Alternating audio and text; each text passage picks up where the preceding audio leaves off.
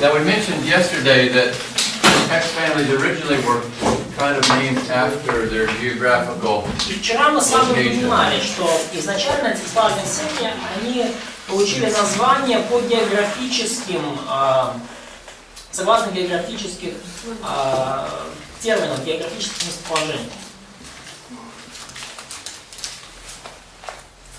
And this would be the Alexandrian text down in Egypt. Итак, Александрийские тексты были Thessalonian названы, text in Palestine. да, и как по месту And в the Египте, кесарийские в Byzantine Палестине, text in the византийские, Byzantine Empire, and the Western text would be Византийская basically империя, ну all и this area here. западные, это вот все западное побережье Средиземного моря. Now the reason those names came about is because basically that's where these kind of manuscripts were found initially, and those names made sense. Да, и изначально откуда появилась эта терминология, изначально вот Александрийские рукописи это те, которые находили в районе Александрии в Египте. Поэтому изначально это было звучало абсолютно разумно, потому что это соответствовало месту, где рукопись была найдена. Now, keep in mind we're talking text families, or also called text types. Text types or Да, text помните, families. мы сейчас говорим не о месте, где были найдены тексты, а о текстуальных семьях или о типах текстов. You see on 1b, they're categories of groups of readings that are similar. Да, и мы с вами говорим что это 1b пункт, категории или группы похожих прочтений. So what would happen when they would copy manuscripts down here, let's say the second generation, the guy made a mistake, a couple mistakes. И что получается? Они здесь вот копировали рукописи, да, и где-то во втором поколении, на втором заходе кто-то из переписчиков сделал And 10 ошибку. scribes copied his manuscript. They didn't know he made a mistake, so they continued his mistake. И 10 человек скопировали его рукопись. Они не знали, что он сделал ошибку, поэтому они продолжили эту ошибку в своих рукописях. And these places also made mistakes, but they made different mistakes. They didn't make the same mistake. И в этих местах тоже люди делали ошибки, но они делали другие ошибки, они не делали те же самые ошибки, что здесь. These people continue the same mistakes. They would continue, they would continue, they would continue. Эти люди продолжали копировать свои ошибки, эти люди продолжали копировать свои и те свои. When the scribe's copying, he assumes what he's copying is correct, and that's what he writes down. Когда переписчик копирует рукопись, он подразумевает, что тот оригинал, с которым он копирует, он безошибочный. Поэтому он продолжает это делать, Now, транслировать. sometimes, we already mentioned, sometimes they do change, intentionally change, И порой мы... where they think they can fix it. Мы уже говорили об этом, что порой они намеренно меняли текст, там, где, по их мнению, была какая-то ошибка, они думают, что могут ее как-то исправить. So today we say there's 4 text types. И сегодня мы говорим, что есть 4 вот этих текстуальные семьи или типа текста. The Alexandrian, Byzantine, Caesarean, Western. Александрийские, византийские, кесарийские и западные. And I think you wrote these down yesterday, so I'll go over real quickly. И я надеюсь, что вы это записали вчера, поэтому мы очень быстро сейчас пробежим. The Alexandrian text down in Egypt is very old, has some very old manuscripts, but only very few. Александрийские тексты очень древние, но их очень мало. Очень древние и очень мало. Мы это все записали. Записали, молодцы. Поэтому быстро сейчас пробегаемся. Проверяем, Вот, что да, чтобы вы убедились, какие замечательные студенты. Why? Yeah, that's fine. Byzantine text is most of the manuscripts, but not so old, not as old. Византийские большинство рукописей, но не такие древние. Okay? The Caesarean has doubted existence. Кесарийские сомнительное In существо. other words, the evidence that it exists is very small. То есть очень мало свидетельств того, что вот эта именно семья текстов действительно существует. And the Western text also has doubted existence, but it is accepted by some people. But most people say it exists. Да, ну и опять же, большинство западных текстов тоже были сомнения по их поводу, но сейчас большинство все-таки уверено в том, что они существовали. And also it has some very old evidence. Да, и у них есть очень древние некоторые рукописи. When you say about existence, you mean that this group of readings or this family exists, it's not just the manuscript exists or not. Yes, the family. Да, то есть когда мы говорим о существовании, мы не говорим, что рукопись не существовала. Мы Because говорим о том, что особый тип прочтений, да, особая текстуальная семья существует или нет. Like with Caesarean, what happens is that there may be only one manuscript or maybe a couple of ancient translations of Old Latin or just a a few verses from some other manuscripts that are this text. Да, и может быть только кесарийский текст, там одна рукопись, несколько переводов, может быть даже несколько стихов там из какого-то другого текста. То есть мы не сомневаемся в том, что это можно выделить в отдельную семью, в отдельный какой-то подвид. You can see they're originally based on geography. И вы видите, что изначально эти названия базировались на географии. And today the geographical names mean nothing. The names mean nothing. А теперь эти географические термины уже ничего не значат. It's partly because they have found, like Byzantine is most of them, but they found Byzantine manuscripts everywhere. То есть византийских, среди всех остальных рукописей больше всего, но византийские тексты находили повсюду. And also almost, every family has mixed. There's no such thing as pure Alexandrian or Caesarea. В каждой текстуальной семье, в каждом месте имеется микс рукописи, да, и каждая рукопись, она в своем роде микс, то есть нету чистых александрийских и чистых византийских. So since the Western and the Caesarean are very small and very limited, the big concentration is either Alexandrian or Byzantine. И поэтому, поскольку западные кесарийские тексты, их очень мало, и порой их существование вот этих семей ставит I've never in под my life вопрос, heard of a translation from the Caesarean or Western text, but you can from the Byzantine or from the Alexandrian. то основной акцент делается вот на этих двух текстах, александрийский и византийский. Я никогда не слышал, что делали переводы на основе западных текстов, или тем более кесарийских, но вот в основном различие между переводами и текстами идет между александрийские и византийские тексты. Here's another couple things. И вот еще несколько We have моментов. almost 6,000 manuscripts of the New У Testament. нас практически 6000 рукописей Нового When we say that, we're Завета. talking Greek only, ancient Greek Мы manuscripts. говорим только о древнегреческих It's манускриптах actually less than Нового Завета. 6,000, so it's always say almost. На самом деле чуть-чуть меньше 6000, поэтому я говорю почти. Now, some of those manuscripts are so small that they do not fit any text type because they're just not characteristic enough. Некоторые из этих рукописей, они настолько маленькие, что их невозможно просто вписать в какой-то из типов, потому что, недостаточно данных, чтобы обнаружить отличительные какие-то черты. And also there's a few very large manuscripts, very famous ones, that have like 3 or 4 text types in there clearly. А также есть несколько очень больших рукописей, в которых мы находим следы всех 3 или 4 текстуальных семей. So the value of knowing the text types is that books will talk about these, and if you don't know what they're talking about, the book will mean nothing to you. Поэтому почему ценно и важно знать вот об этих текстуальных семьях? Потому что они пишутся в разных книгах. Если вы не понимаете, о чем идет речь, то информация из многих книг и справочников для вас не будет иметь никакой ценности. So that's the main thing, and so because anything that you do the rest of your life in the text, you'll hear about these. Да, и это важно, потому что если вы там на протяжении вашей жизни дальше будете иметь какое-то дело с греческими текстами, вы будете слышать вот эти названия. Александрийский текст, византийский там или большинства. Вот это вот вам важно для общего развития. Ned, why don't you ask Oleg if he has seen that my big Bible and also my Greek New Testament according to the majority text. I think I left it at the church on Sunday. I haven't seen it anywhere. Okay, now let's talk about 8 mistakes in copying. Итак, поговорим про 8А, ошибки при переписывании. Okay, first of all, accidental mistakes. Первый тип ошибок это случайные ошибки. Now, if we have time, we'll give more examples, but for now we need to cover the basics. Если будет время, мы приведем больше примеров, но пока мы сосредоточимся на тех, что в конспекте. Okay, first of all, some copy mistakes occurred because of wrong word division or recognition. Во-первых, некоторые ошибки при переписывании возникали из-за неверного в пробеле, разделения и понимания слов. For example, Romans chapter 12, verse 11. Например, Римлянам 12:11. It's better if you have a Greek New Testament, but if you don't have one, you can look and see. Лучше, если у вас греческий Новый Завет, но если у вас такого нет под рукой, то посмотрите вашу же перевод. Romans 12:11. Римлянам 12:11. Так, тут еще один греческий Новый Завет есть. Okay, let's see. Yes, this one says, serving the Lord.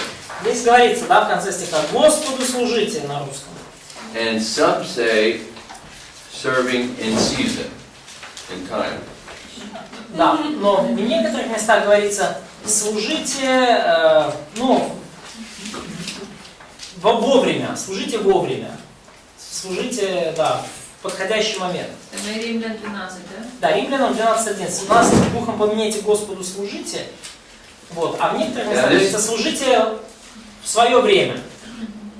In this case, the serving the Lord would be almost 100% sure, correct? Of almost everything. Да, в данном случае Господу служите, скорее всего, на 100% правильное Только прочтение. 1% манускриптов с этим, что So only 1% of manuscripts contain this another meaning, like serving time, kairos. And one manuscript, number 1912, was so uncertain that he just left he left the whole thing out. 1912. Huh? One manuscript just doesn't have anything, serving in season, serving the Lord. He just omitted the whole phrase. Да, а в одной рукописи вообще нет этой фразы. Ну, там все пропущено. В одной из рукописей. Okay, then you can see, I think it's in your notes, they have the Greek word there already, don't they? Yes, kurios and kairos. Yes. Да, You ну, can в ваших see, заметках есть, да? В чем, собственно, проблема? Kurios и kairos. actually, Время. their notes are better than mine. Okay, so you can see how a scribe could easily make this simple mistake. То есть видите, как легко переписчику было сделать такую простую We've ошибку. already looked at 1 Timothy 3:16, but if you can take a look again. Мы уже с вами упоминали про 1 Тимофея 3:16, но можем посмотреть снова. 1 Тимофея 3:16. So you can see basically it would be theos or has. То есть разница здесь, да, theos или, как бы, ну, или has. No, yeah, has. Because when they abbreviate the Greek word for theos, they just put theta sigma. Потому что когда они в греческом писали theos, Бог, они сокращали как просто тета и сигма. And when they made the O's, oftentimes they would make it and they'd have a little extra slip И there. когда писали ос, то они как бы в лихом, так сказать, порыве каллиграфическом просто вот эту вот черточку как бы вот так вот So that'd just be a simple accidental mistake. вписывали. Поэтому это была такая достаточно простая, действительно случайная ошибка, которая могла возникнуть. By the way, if you look at that one in 1 Timothy 3:16, Но если вы посмотрите вот это вот место в 1 Тимофея 3:16, let me just look real quickly. я посмотрю сейчас очень быстро. 1 Timothy. А хос это что такое? Который? Второй. So, is there any theological difference there? Well, there's a major difference in the translation, but the theology, even though people claim it's a theological difference, it really isn't. Ну, здесь разница именно в том, как переводить. Богословски особой разницы нет. Ну, это не вносит никаких проблем в наше богословие.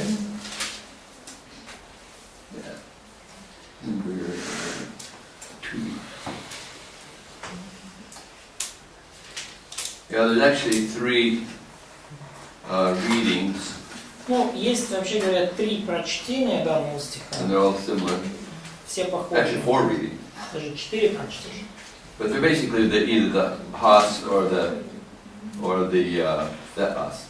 Но они в основном все различают вот этим has или theos.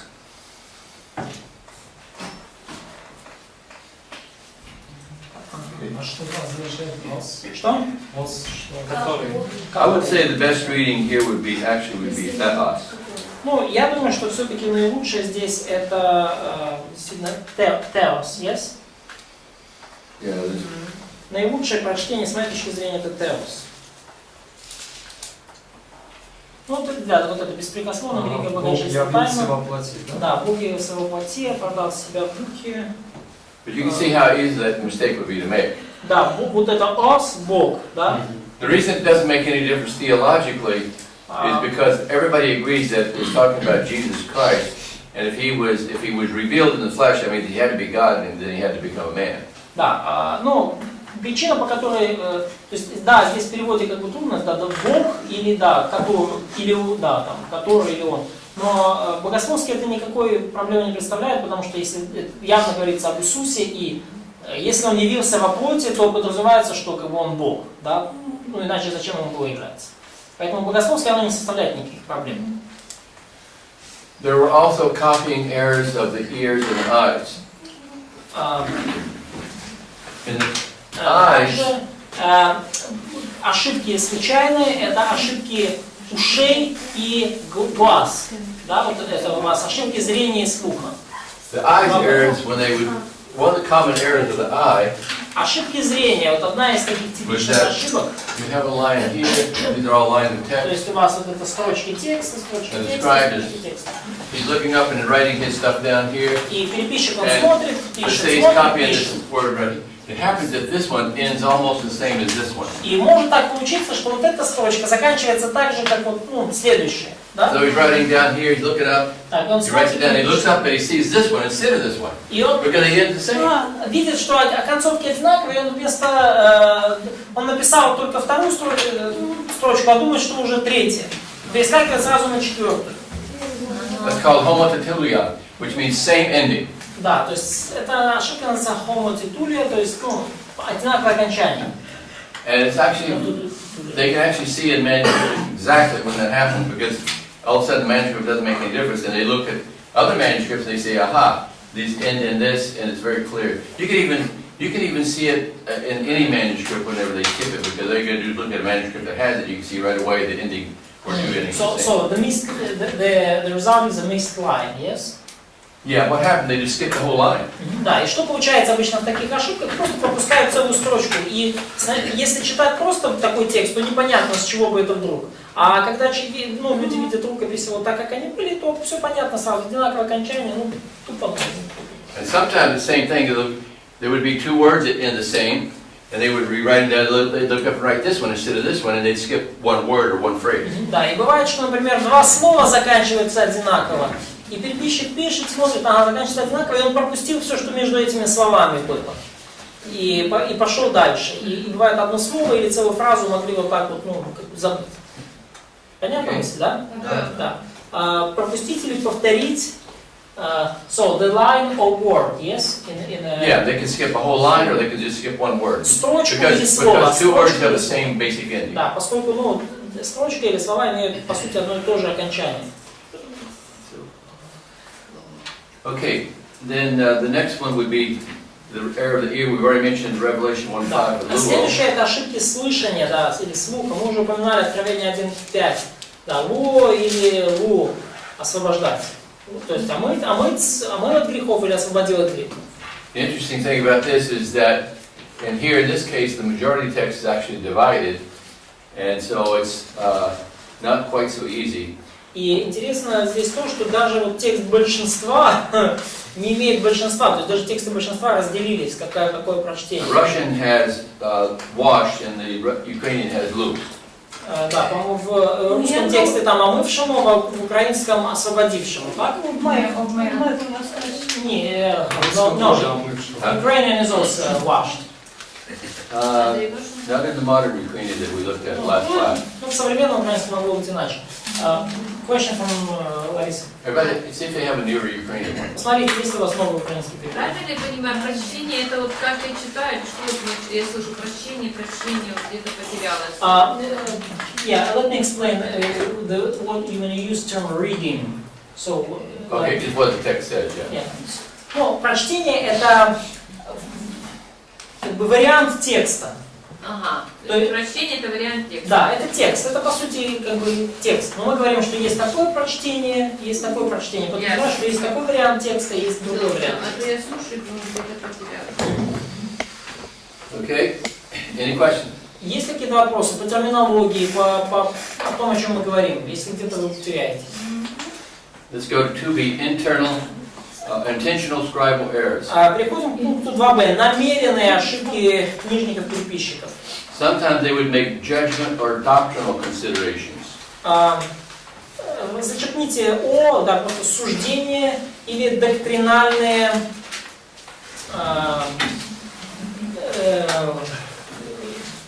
сейчас, секундочку.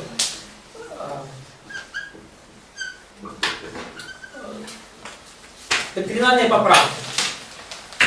Пишите поправки.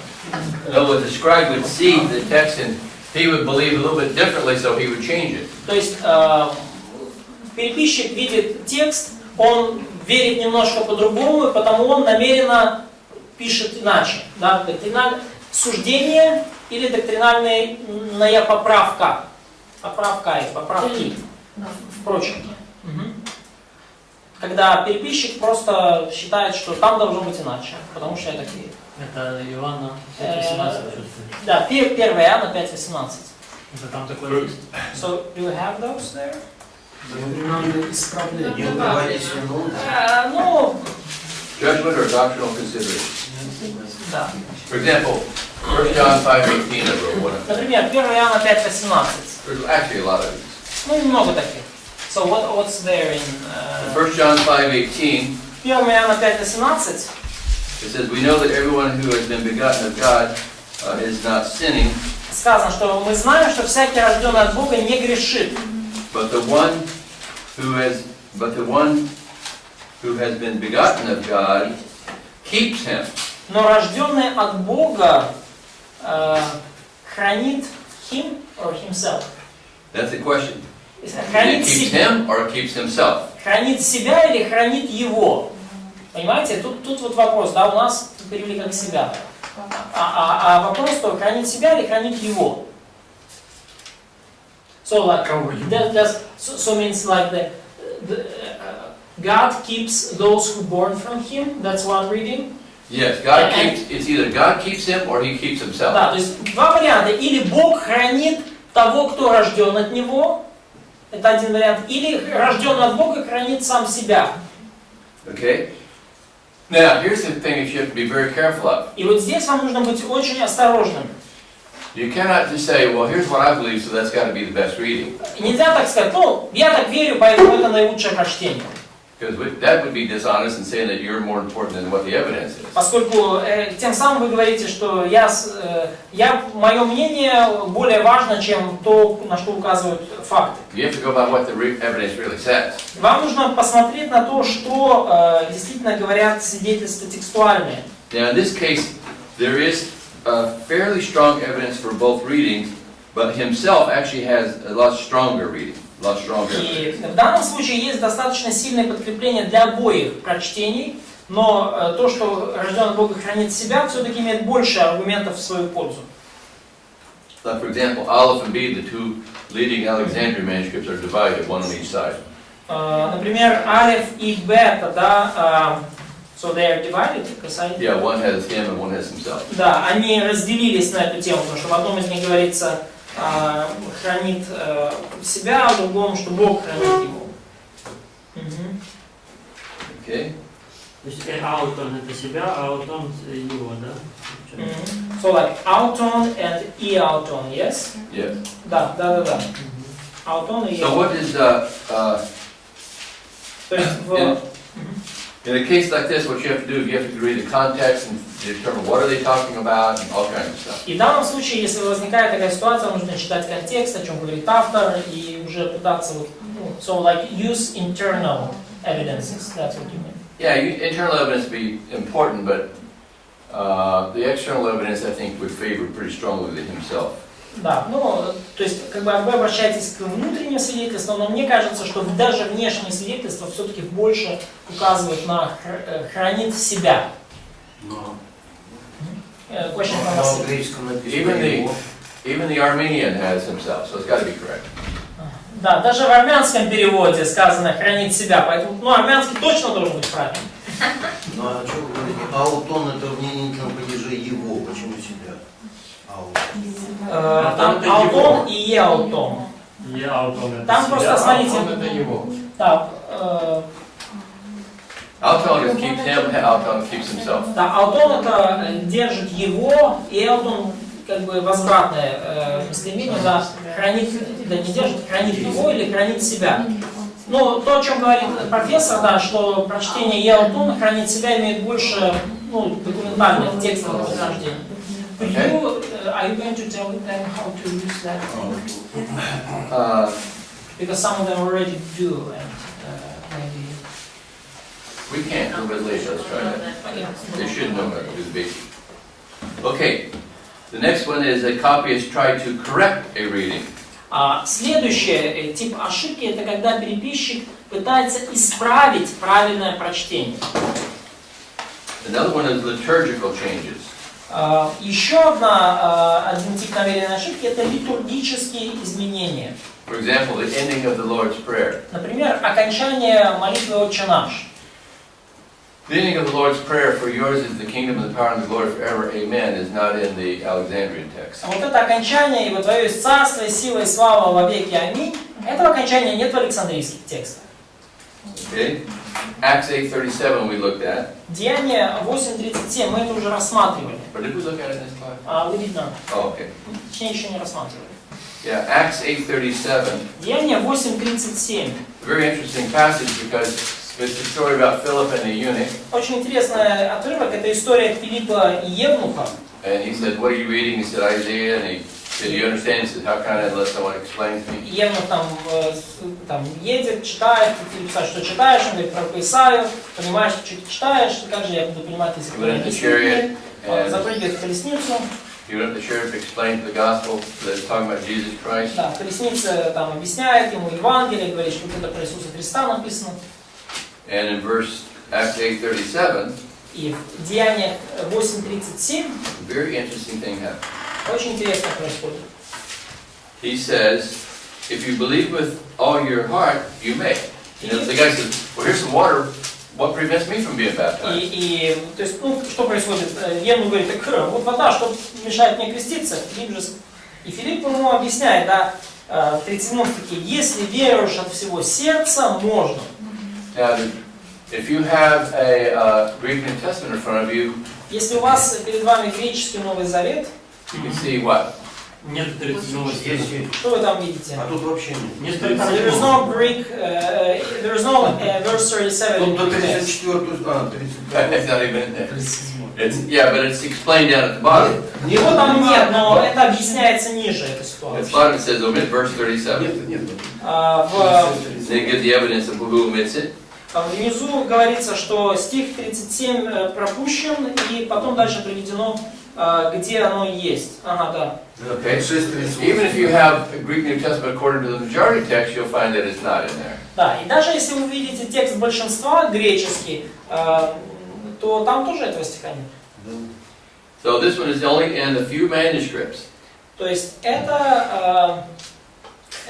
so this is in a few manuscripts, yes? Only a few, yeah. А только несколько манускриптов рукописи содержат этот 37 стих. So what happened in this case, it's almost for certain, here's what happened. И вот что же здесь случилось, мы почти наверняка можем сказать. He says, what prevents me from being baptized in verse 36? Стих 36, Евнух говорит, вот вода, что мешает мне креститься? In verse 38 he says, and they stopped, the chariot went down in the water and he baptized him. Стих 38, приказал остановить колесницу, и сошли оба в воду, Филипп и Евнух, и крестил его. But some scribes said, that doesn't really sound enough, we need to get more information. So И какой-то some переписчик scribe added later, сказал, ну как-то недостаточно звучит, надо дать больше информации. if you believe in the Lord Jesus Christ with all your heart, you can be baptized. И они добавили, да, позже, что если веруешь в Господа Иисуса Христа от всего сердца, ну тогда крестись. Now, it is true that you have to believe to be born again so you can be baptized, because that's in many places in the Bible. Да, и конечно же это правда, что вам нужно верить в Иисуса Христа, чтобы родиться свыше, и после этого можете креститься. Это есть на многих местах Библии. If you leave off verse 37, it still makes perfect good sense in Greek and in any language. И если вы удалите 37 стих, тем не менее, оно будет прекрасно все сходиться, хоть на греческом, хоть на любом другом языке. So if you leave it there, or so if you just keep it there, even this, or if you take it away, If you read it without verse 37, it still makes good sense. да, но даже без 37 стиха все прекрасно читается. So this case is probably a liturgical insertion where it sounds really more. Piety, Huh? piety, like Yeah, it sounds more godly. super. It sounds really good if you say that. Да, Yeah, ну, it's то есть true. в данном случае явно такое литургическое изменение намеренное, Потому что, ну, вот, оно так круто звучит, так благочестиво, ну, вот правильно все. If we have time, we'll look at another one about, in Acts about Silas. И если у нас будет время, прочтем еще одну похожую вот, вещь вот, в книге Деяний про силу. Where the text says, it said that Silas was in a certain place and then he went somewhere else. But then a few verses later it said Silas wasn't there, so was there, so it's complicated, I'll show it to him later, but you can tell one scribe put in a new verse and it says, however, Silas stayed there still. So there wouldn't be a historical mistake in the Bible. You know, he thought there would be a mistake if he didn't put that verse in. То есть, ну, мы еще, может, доберемся до этого. Идея в том, что там в одном стихе говорится, что Сила куда-то пошел, а в другом, типа, чуть ниже говорится, что Сила там остался, и переписчик, он добавил, как бы, по сути, вставил там комментарий, что там Сила там оставался вот там-то и там-то, чтобы не было исторической ошибки в Библии. То есть он пытался подправить Библию. Now remember this. Запомните вот что. The Bible that you carry on your telephone or on your book Библия, которую вы носите came from these printed Greek New Testaments. в Some своем printed New Testaments. телефоне, Библия, которую вы носите там в книгах ваших, вот, она и пришла вот из какого-то из этих греческих Новых Заветов. In America, there's an old saying, it came from heaven in 1611. Да, в Америке есть такое утверждение, да, Библия пришла с небес в 1611 году. King James, yeah? Говоря о Библии короля Якова. Okay? But, so what happened, the people who put this together looked at many manuscripts to look at all of them, and when there's a difference in the manuscript, they have to make a decision. You can't put both in there. И люди, которые составляли вот этот текст, им приходилось исследовать множество рукописей. И там, где рукописи, да, прочтения расходились, им нужно было принять какое-то решение, какой вариант предпочесть, потому что невозможно было оба вставить туда. And at the bottom of the page, they explain, when there's a variation, they explain at the bottom what manuscript evidence has this reading and what manuscript evidence has that reading. И внизу, вот здесь в сносках указано, да, на каком основании принимались те или иные решения, в какой рукописи есть такое прочтение, в какой рукописи есть другое прочтение. And see, here also internal evidence, the external evidence strongly says this is not part of the Bible. Verse 37? Yeah, 37. Да, и когда мы говорим о внешних, я увидел, Катя, внешние свидетельства явно говорят, что 37 стиха там не было, отродясь. And the internal evidence also says the same thing. И внешнее свидетельство, да, то есть течение самого текста, простите, внутреннее свидетельство, течение самого текста тоже прекрасно показывает. Why would any scribe take that out? No scribe would take something like that out of the Bible. You can see where they could add something like that, but no one could imagine a scribe taking that out. Да, и поэтому нам трудно представить себе, что если бы этот стих там действительно был в оригинале, с чего бы это какому-то переписчику его туда его оттуда как бы удалять. То есть нет смысла никакого в этом. То есть более логично представить, что просто добавили туда этот стих. Да, Катя, вопрос. Question, Катя. Ну, у меня уже второй вопрос появился. То есть такой. С первого начинаем, по очереди. Получается, что одна рукопись есть и есть вторая, как бы. И текст идет одинаково, но в другой рукописи этого текста, ну, или есть, или нет. Ну, то есть в одном нету, а в другом есть. Правильно? Какой текст? Да. Вы сейчас про 8.37 или вообще в целом? 8.37 нет нигде. Правильно. То есть Есть легко. 8.37 есть в 12% рукописей сказано. У меня здесь. В телефоне 12% содержит этот стих. Ну, как бы, и второй вопрос, как бы, ну, связан к этому, то есть, что может быть такое, что писал, как говорил Рон, и что-то одинаковое пропустил, то есть, как бы, ну, в плане, что... Но здесь у нас ошибка не в том, что пропустил, то есть у нас нету здесь пропуска, у нас здесь наоборот... Записка. Как бы, ну, вы видите, да, между 36 и 38, как они идут. На греческий... This would be a typical family tree of manuscripts. Мы вернемся к вашему вопросу. Things might have happened. Передай твой посмотр, греческий посмотр, что нету стиха вообще. So, when you originally started with one Вот text. смотрите, как шло распространение.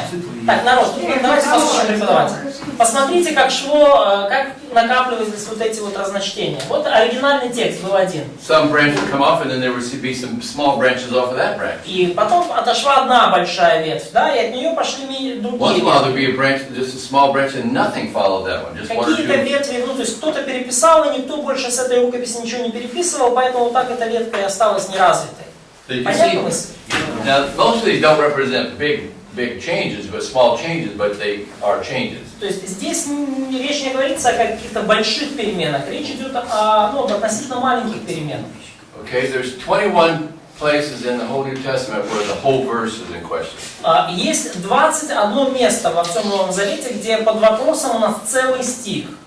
We'll talk about those statistics later. То есть мы чуть-чуть позже поговорим об этой статистике. Okay, И мы сомневаемся в том, что стих имел место в оригинале. Question? Вопрос. 47. Question on 37? Yeah, are there any questions on anything Так, so far? Катя, да, ваш вопрос еще раз. То есть могло ли так быть, что этот стих был пропущен, да? Да, тоже же может быть, что его просто как бы упустили, так как говорил Рон, что писали, что-то одинаковое увидели, как бы. Could it be that verse 37 was somehow omitted, like you said this, the mistake of like the two lines with the similar endings? No, it wasn't one of those. We can tell why it was. You can always tell what kind of mistake it was. Да, но это не тот случай, потому что обычно вы почти всегда можете сказать, какого рода ошибка была допущена.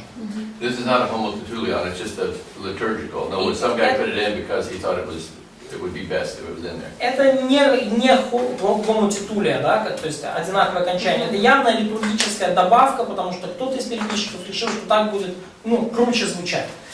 Question from Anna. Не question, я могу прочитать, что написано в комментариях. Это чуть-чуть. Именно про этот стих. So she has some comment like from commentaries in her phone about that verse. Could she read it probably? Да, только коротко, да. Да. Как в древнейших, так и в более поздних рукописях этот стих отсутствует. И считается, что эта формула крещения использовалась в Риме в начале II века, поскольку фраза встречается в западных рукописях, включая латинский перевод. So this phrase, I believe in Lord Jesus, like from all of my heart, this was a like baptism formula that was used in the Roman Church in the 2nd century. So, в западных рукописях встречается включая латинский. В западных рукописях и латинских текстах. So, and you could see, именно этот стих, да? Да. And you could see that verse in Western manuscripts and in Latin manuscripts. Yeah. So, yeah, there's two things. One is probably a lot of those kind of explanations. What it is, it's an attempt of someone trying to explain why it's there. То есть вот то, что я прочитал, знаете, это попытка чья-то объяснить, откуда это взялось. However, you need to always remember one thing. Но всегда нужно помнить одну вещь. Comments about the Bible are not the Bible. Комментарии о Библии это не Библия. They're only an opinion. Это только мнение. Even when he gives the statistics, how many manuscripts have it, how Так, many даже don't have it, когда Юрий приводит статистику, там, в каком количестве рукописей есть, that is definitely not correct. то это неправильная статистика. One reason, Конечно, конечно. the reason we know it's not correct is because these 6,000 manuscripts, all of them haven't even been studied yet. All the Byzantine manuscripts, we don't even know for sure what everyone says. Да, причина, по которой это некорректно, хотя бы в том, что вот из этих почти 6 тысяч манускриптов, которые у нас есть, они даже не все толком исследованы. Вот все эти византийские рукописи, мы их точно даже не знаем во всех, что в них там. Поэтому Now, scholars are in the process of putting every single manuscript in the computer, but it's very, very slow process. Even today with high technology, it's slow. Ученые сейчас как раз в процессе перевода всех этих рукописей в цифровую форму, но даже сегодня с нынешними технологиями это очень медленный процесс. No character recognition technology in the world has been able to be developed that can read Greek manuscripts and do it accurately. Ни одна система распознавания современная не в состоянии правильно читать греческий рукописный текст. So they have to be done by hand. И приходится это делать ручками. And usually what they do, it's called correlating manuscript. Correlating. Correlating. Да, и обычно этот процесс называется корреляция, да, And the сопоставление. people that are in charge of doing this, they'll have like 3 people collating a manuscript. Actually, I've done this in one manuscript. Да, и вот обычно как есть один человек во главе, других 3, которые занимаются вот So he will send the text to each one. They don't know who the other people are. Да, и эти 3, они не знают, каждый из них 3 не знает о существовании как бы 2 других. They very carefully compare their text to an established standard. То есть они очень внимательно, все 3, сверяют посланный им текст с неким уже установленным стандартным текстом. And they very carefully record every difference, even if it's only one letter. И внимательно отмечают любое отличие, даже если отличие в одной букве. If all 3 report back exactly the same, they accept that. И если все 3 они дают одинаковые отчеты о тексте, то этот отчет принимается. If one of them reports back a little bit different, then they look and see why there's a difference. Если кто-то из 3 дает некий, как бы отличающуюся от других информацию, то они смотрят внимательно, что там происходит. And it takes a long time to do this. I did this for, I think it was 1 John or something like that, and И it вы можете представить, что about это 20 years требует ago. много времени. Я был вот одним из It таких took me a year for a small book of Bible. вычитывателей. Да, вычитывал только первое послание Иоанна. Мне год понадобился. Because everybody doing this has a full-time job. Поскольку все, кто это делает, это сотрудники на полную ставку. It's not like this is the only thing you do. Это единственное, что ты So it можешь делать. takes, and there are hundreds of people that do this, but they all do it voluntarily. And not everybody that can do it will do it. И есть сотни людей, которые, в общем-то, как бы они по факту этим занимаются, но в основном они делают это добровольно, и не все те, кто могут это делать, хотят это делать. То есть, не все те, кто имеет квалификацию соответствующую, не хотят этим заниматься. Page 47, we're going to talk a lot more about this stuff, but page 47. Мы поговорим об этом еще позже. Но пока страница 47. When we finish, they will be not only scribes, they will be ready scribes. Ready scribes, that means like a super scribe. Да, то есть вы будете не просто хорошими переписчиками, да, после этого вопроса, но вы будете подготовленными. Okay. 9a, writing the Bible. 9а. Написание Библии. Okay. 1500 BC, the Pentateuch was written. В 1500 год Рождества Христова написано Пятикнижие. You've probably heard of the JEPD theory that was much later. Вы, наверное, слышали о теории GEPD, которая появилась там в начале 19 века, и которая говорит, что эти тексты намного более поздние. Keep in mind these are only rounded numbers. Но помните, да, что, то есть это не правдивая теория, но эти числа, тем не менее, они все очень округленные, которые у вас в таблице. The Old Testament was finished about 400. Ветхий Завет был завершен примерно в 400 году до Рождества Христова. What was the last book written? Какая последняя книга была написана? Малакия. Okay, Malachi probably was. A lot of scholars Скорее think, всего, да. some scholars think Joel. Джоэл? Ага. Некоторые считают, что Иаиль. Probably Malachi. Скорее всего, Малахий. About 45 AD, James was written. Примерно в 45 году нашей эры написано послание Иакова. That was the first New Testament book. Первая новозаветная книга. Some say even as early as 35. Some scholars. И некоторые даже говорят, что в 35 году было написано. James is very much like the Gospel. It was a transition book. It is very close to the Gospel. Послание Иакова вообще очень похоже на Евангелие, такая переходная книга, очень. He mentions like the Sermon on the Mount, that kind of material mentions more than all the other gospels, all the other epistles. В послании Иакова материал Нагорной проповеди цитируется чаще, чем в другой книге Нового Завета. Like I said earlier, he only uses ecclesia one time. Normally when he says the church, he uses synagogue. Да, и обычно, когда Иаков говорит о церкви, он использует термин синагога. By AD 70, what happened that year? Что случилось в 70-м году нашей эры? They destroyed the temple in the city. Before that was destroyed, most of the New Testament was finished. До того, как был уничтожен храм, уже была завершена большая часть Нового Завета. In my view, the only thing that was not finished was John's writing. С моей точки зрения, единственное, что не было написано к тому времени, это Писание и апостола Иоанна. By AD 95, the Bible was finished. И в 95 году нашей эры завершена была вся Библия.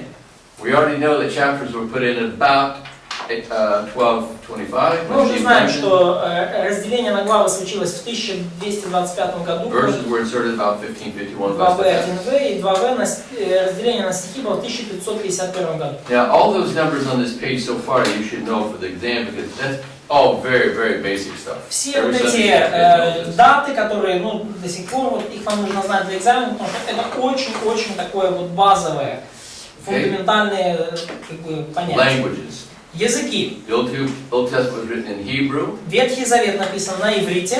There's more than 3,000 manuscripts.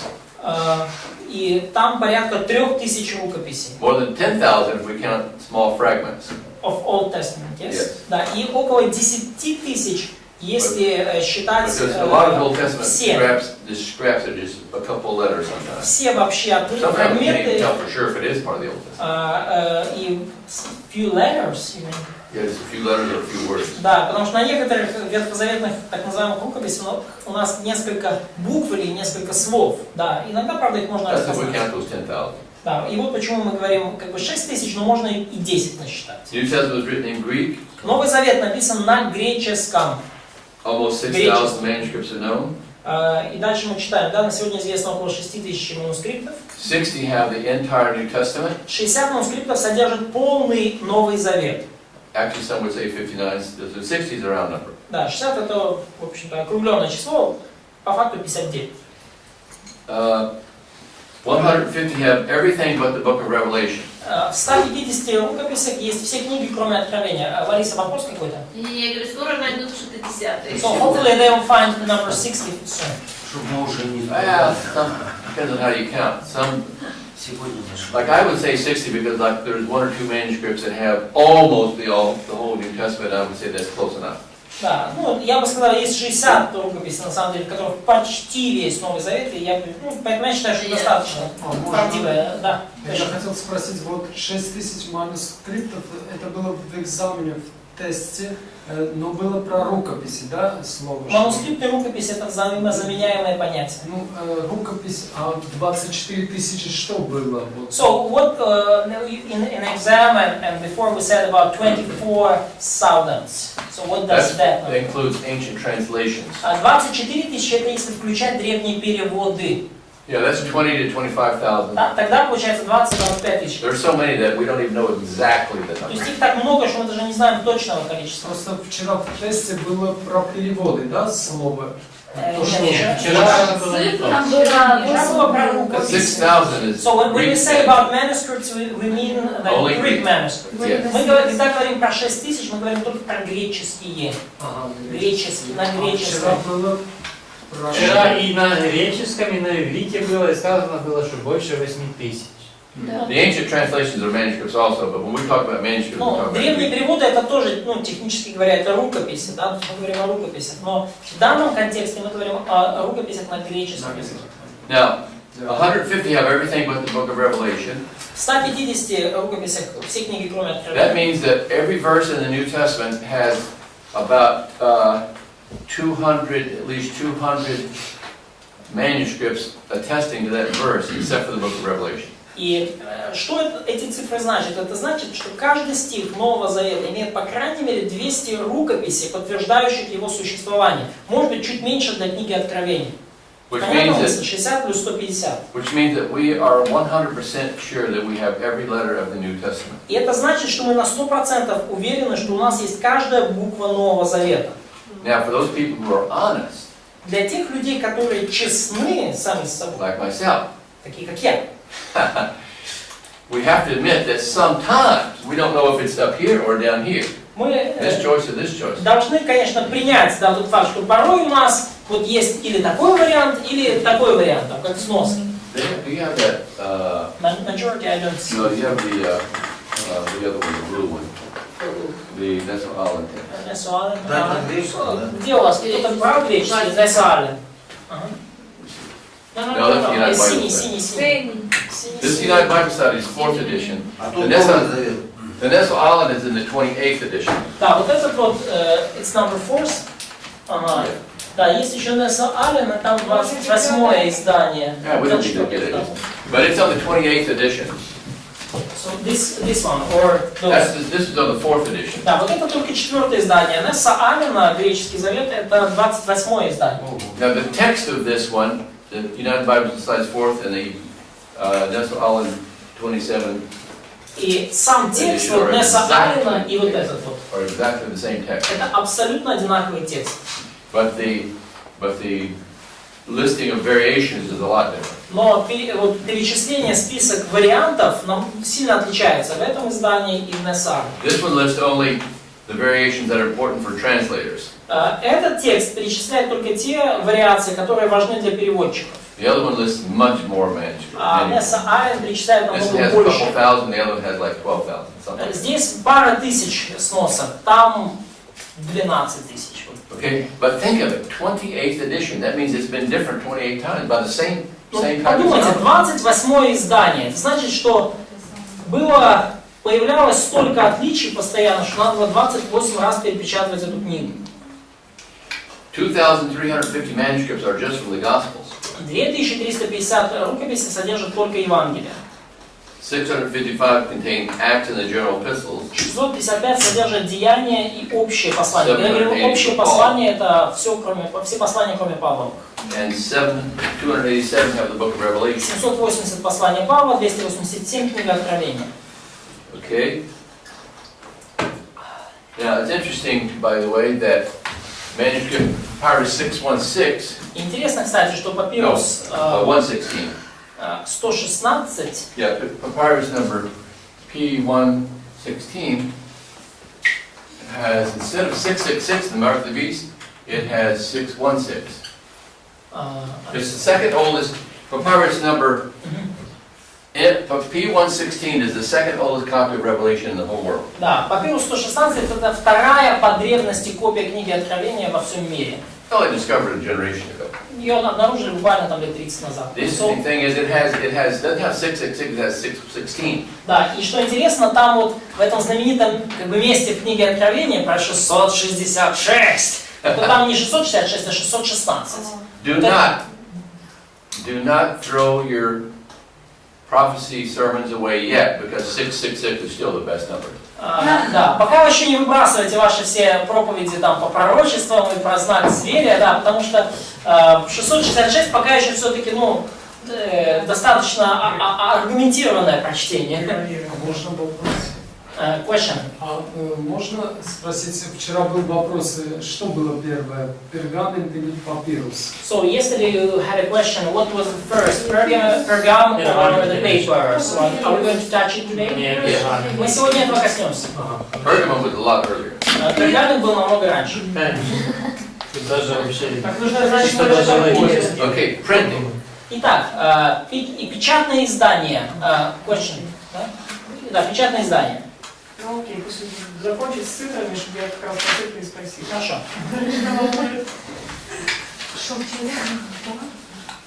Yeah, we can see when we get to page 50, we'll have his answer there. Да, на странице 50 ответ на твой вопрос.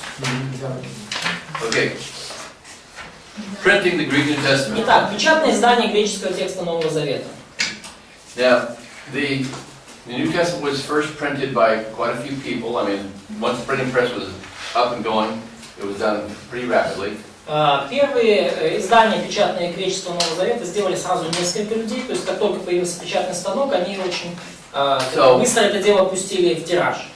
1502 to 1663 is the period of the Textus Receptus. Итак, период с 1502 по 1633 это период Textus Receptus. Now, these dates are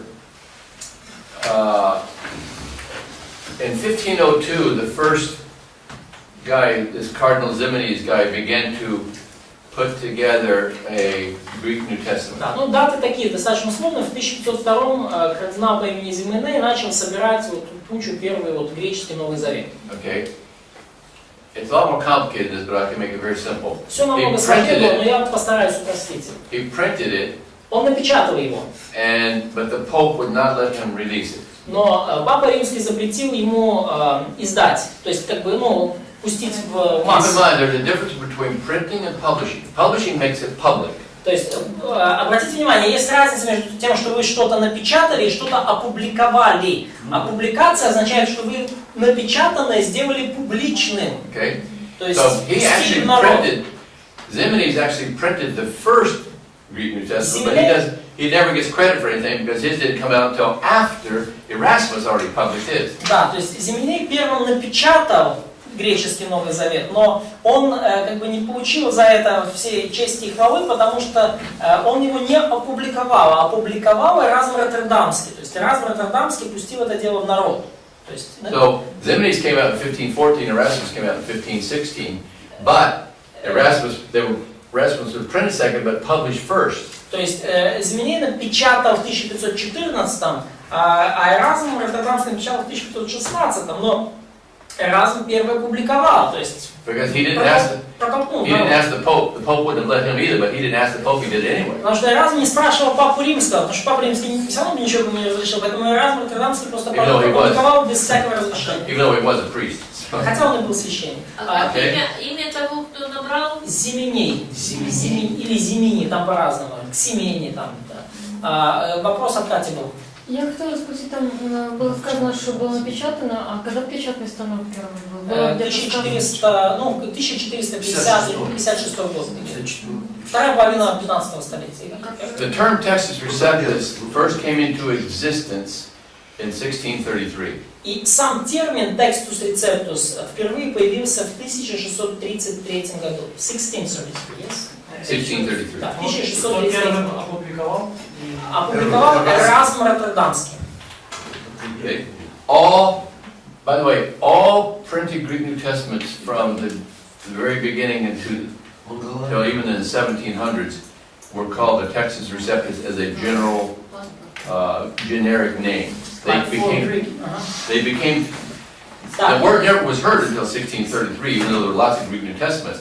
But after 1633, when they began to study more, that became the name for all of those. Да, то есть вообще сам термин Textus Receptus, он появился только в 1633 году. Но когда он появился, то все греческие печатные Новые Заветы начали называть его Textus Receptus. Это было общее имя для жанра печатной греческой Новой Заветы. Okay. 1633 to 1881, the period of research and discovery. Период 1633 по 1831 период открытий и исследований. 1831 to 1881, the period of abandoning the TR.